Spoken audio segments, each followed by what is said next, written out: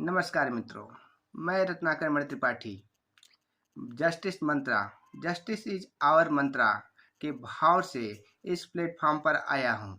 मैं इस प्लेटफॉर्म पर एक लीगल अवेयरनेस यानी कि विधि की जानकारी मुहैया कराने हेतु एवं नए लॉ इंटर्न कैसे इंटर्नशिप स्टार्ट करें, कहाँ जाएं, किन किन चीज़ों का ध्यान दें, अपने इंटर्नशिप की अवधि के दौरान वो अपने आप को कैसे बेहतर बनाएं, कैसे अधिक से अधिक चीज़ें सीख सकें तथा जो नए नए अभी अधिवक्ता बनने के लिए तैयार हुए हैं, जो प्रैक्टिस करना चाहते हैं, प्रैक्टिस की शुरुआत करना चाहते हैं, उनके लिए हम इस प्लेटफॉर्म पर अलग अलग टॉपिक पे अलग अलग विषय वस्तु लेकर उनको सारी चीज़ों का ज्ञान एकदम सहज और सरल भाषा में देने का प्रयास करेंगे।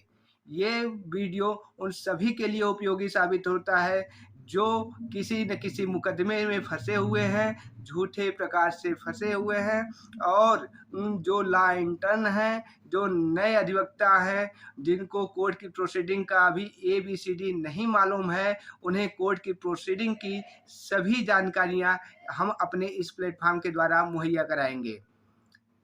इसी के साथ आज का जो मैं ये टॉपिक लेके आया हूँ कि महिलाओं द्वारा किए गए झूठे मुकदमों से कैसे बचे।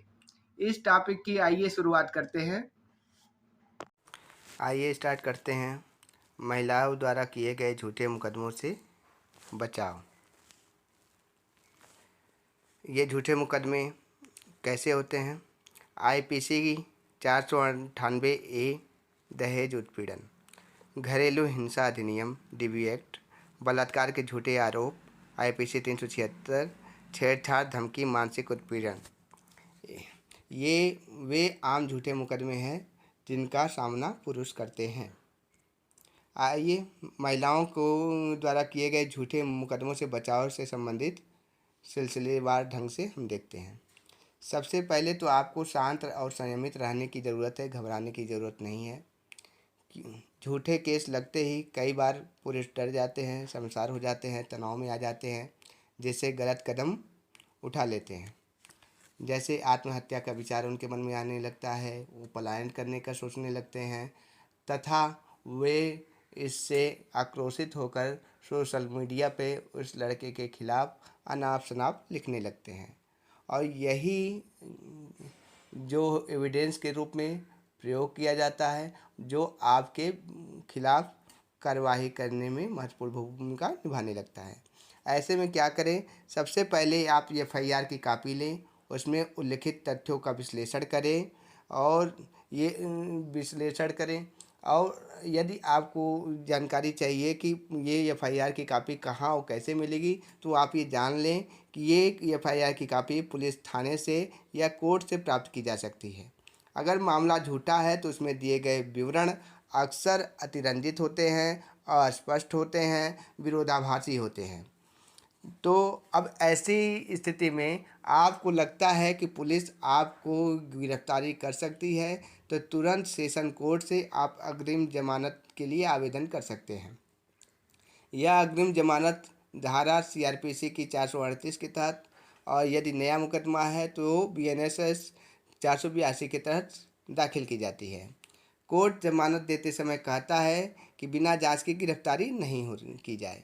यदि आपको सेशन कोर्ट से जमानत नहीं मिलती है तो आप सीधा हाई कोर्ट से में एंटीसिपेटरी दाखिल करके आप यहाँ से जमानत ले सकते हैं। झूठे केस को रद्द कराने के लिए सबसे पहले आपको हाई कोर्ट आकर किसी अच्छे अधिवक्ता से मिलकर आपको एक criminal miscellaneous writ petition under article 226 के तहत एक केस दाखिल करना होता है। यह मामला यदि मामला पूरी तरह झूठा है और सबूत मौजूद है तो हाई कोर्ट में याचिका दायर करके FIR को रद्द कराया जा सकता है। और FIR को रद्द कराने के लिए हमें कुछ सबूत इकट्ठा करने की आवश्यकता होती है, जैसे कि हमें फ़ोन कॉल की रिकॉर्डिंग रखनी चाहिए, जो चैट्स हैं, व्हाट्सएप पे जो बात हुई है, जो टेक्स्ट पे बात हुई है, उनके इनके स्क्रीनशॉट रखने चाहिए। कुछ ईमेल हैं उनके स्क्रीनशॉट रख लेने चाहिए। सीसीटीवी में यदि कुछ मौजूद है, कुछ एविडेंस प्राप्त होते हैं तो उसे भी सुरक्षित रख लेना चाहिए।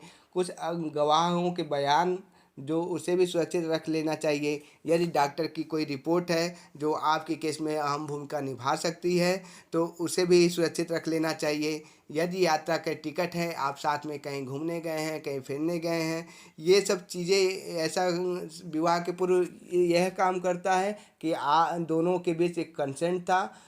यदि विवाह हो चुका है तो उसमें यह होता है कि आप जो है अपने पत्नी से कितना लगाव, कितना प्रेम क्या है, वो सब दिखाने में कारगर साबित होता है। ऐसे में यदि आप ये सबूत आपके लिए न केवल एफआईआर कैसिंग में ही महत्वपूर्ण भूमिका निभाती है बल्कि इंटायर प्रोसीडिंग को स्टे करने में भी महत्वपूर्ण भूमिका निभाती है।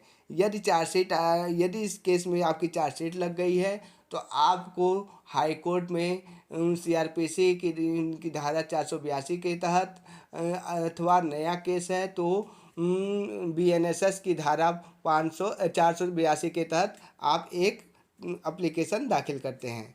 इस एप्लीकेशन में होता क्या है कि आपकी सारी प्रोसीडिंग स्टे हो जाती है तथा आपकी चार्जशीट कैसिंग की प्रक्रिया स्टार्ट हो जाती है। इसमें थोड़ा सा वक्त ज़रूर लगता है, लेकिन यदि आपका मुकदमा झूठा है तो न्यायालय इस आपकी एफआईआर और चार्जशीट दोनों को रद्द कर देती है। इसी दौरान यदि आप उस महिला के खिलाफ कुछ कानूनी मुकदमा दायर करना चाहते हैं, शिकायत करना चाहते हैं, तो आप जो है धारा आईपीसी की धारा 182 बीएनएस की धारा 217 के तहत झूठी जानकारी देकर सरकारी अधिकारी को गुमराह करने के आरोप में तथा आईपीसी की धारा 211 और बीएनएस की धारा 248 के तहत झूठा मुकदमा दर्ज कराने के आरोप में कार्रवाई कर सकते हैं। यदि आपकी सामाजिक छवि खराब हुई है तो आप महिला पर मानहानि का केस दायर कर सकते हैं।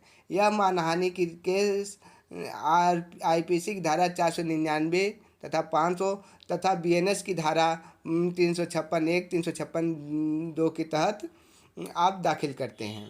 साथ ही सिविल कोर्ट में हर्जाना की मांग भी कर सकते हैं। तो इस प्रकार हमें कुछ अहम सुझाव जानना चाहिए कि क्या करना चाहिए। हर बातचीत रिकॉर्ड करनी चाहिए, बाद में सबूत के तौर पे काम आएगी। तुरंत कानूनी सलाह ले लेना चाहिए। बिना सलाह के कोई बयान नहीं देना चाहिए, क्योंकि बिना सलाह के अगर आप बयान देते हैं तो हो सकता है आपके बयान आपके खिलाफ ही प्रयोग किया जाए। सोशल मीडिया पर कुछ भी नहीं करना चाहिए, जैसा कि मैंने ऊपर बता चुका हूँ कि उसका क्या होता है, वो आपके ही खिलाफ उसका इस्तेमाल किया जा सकता है। अभी हाल ही में सुप्रीम कोर्ट राजेश शर्मा बनाम राज्य 2017 के केस में कोर्ट ने कहा कि 498A का दुरुपयोग हो रहा है, इसलिए एफआईआर पर तुरंत गिरफ्तारी न की जाए, पहले जांच हो। झूठे बलात्कार केस में अदालत ने महिला पर झूठे बयान देने के लिए कार्रवाई करने की अनुशंसा भी की है। इस प्रकार देखते हैं कि हम किस प्रकार महिलाओं के द्वारा किए गए झूठे मुकदमों से बचाव कर सकते हैं, उनके खिलाफ क्या कार्रवाई कर सकते हैं।